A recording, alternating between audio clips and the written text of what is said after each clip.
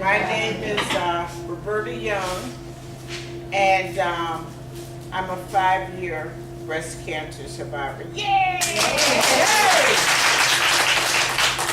This afternoon, we're going to do a cooking demonstration on buffalo cauliflower buffaloes. Very, very good.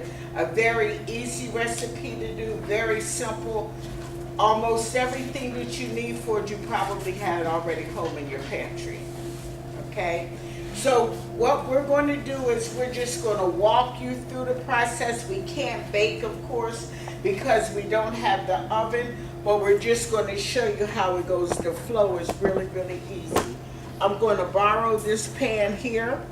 And for those of you that don't like recipes or don't follow recipes, they're really simple.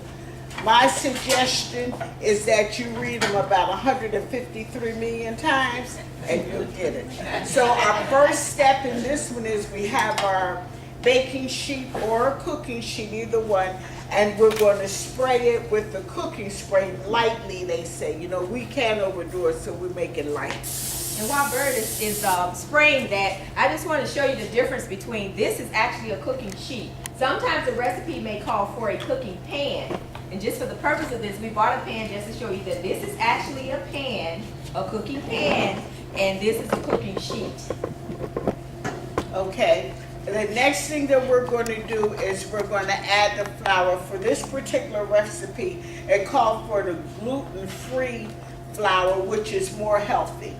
Okay, so we're going to start with that. And we have 3/4 cups of that already prepared. And we're going to add 1 cup of water, just regular water, to it. Okay, put that in there. And then we're going to add, it says to add salt and pepper to your taste. So I'm just going to do a pinch, like they do on TV. Okay, and the pepper. Now we're also going to add garlic. For me personally, that's one of my favorite ingredients. And the recipe calls for a 1/2 teaspoon of peppers. So since it's the recipe, and another secret about doing a recipe, the first time go strictly by the book. Okay? So, and the next time, then you can tweak it, as we say. So we're going to add that to it. And we've already pre-measured these measurements on these ingredients, so. And then you're just going to whisk this. It's supposed to come out runny. The directions say that once you whisk it, it's going to come out runny. You just whisk it up a little bit. And this is our whisk. As we go along, we're just showing you the different little gadgets because you can come across many different names and names of gadgets and recipes, and sometimes people aren't familiar with it. Okay. That should be enough whisking. It looks pretty good to me. Yeah, it looks good. It looks good. Okay, then you're going to take your baking pan and what we're going to do is we're simply going to take the cauliflower and we're going to put it in here so that it gets coated. I'm not going to put all of it. I'm just going to put a couple of the florets in just to give you an idea of what's actually happening. And then you just make sure that you get them covered really, really well. Okay. And then you take them out and you put them on your cooking sheet. You spread it out. I did this today, and it really, really comes out good. And as you can see, your thickening for your cauliflower, the coating, is runny, and the direction says it's supposed to be runny. And there are many different ways to coat it also. You can brush it on once you place it on the pan, or you can put it in a Ziploc bag or something and then add it to there and shake it around a little bit, and that kind of evenly coats it, or the way that Bert is doing, mixing it around in the bowl there. And that way it's evenly coated, and then you can just place it on your pan. Okay, now that's the cauliflower. Why? And you put the cauliflower in the oven for 20 to 25 minutes, and you just let it get brown. So we're going to use our little makeshift oven. And we're putting it in the oven now.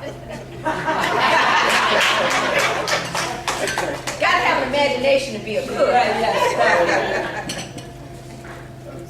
Okay, and then while that's cooking, oh, another secret about doing that also, everybody's oven is different. Even though the directions might say 20 to 25 minutes, everybody's ovens varies.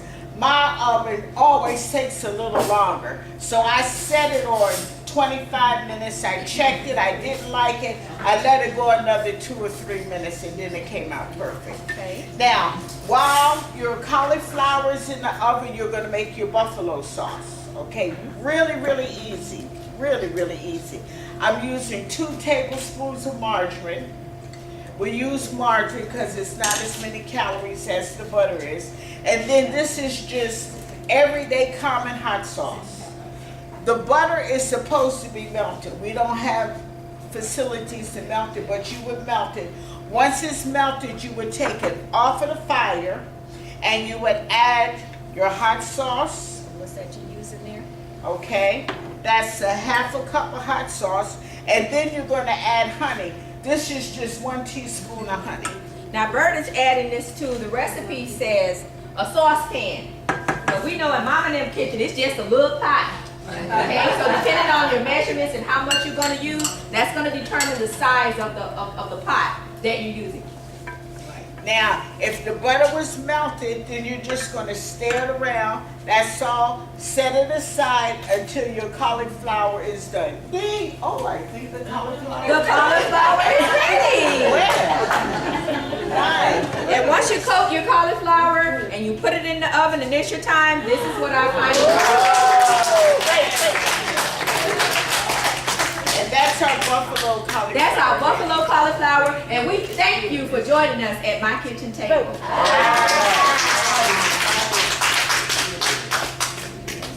Okay, we're gonna cut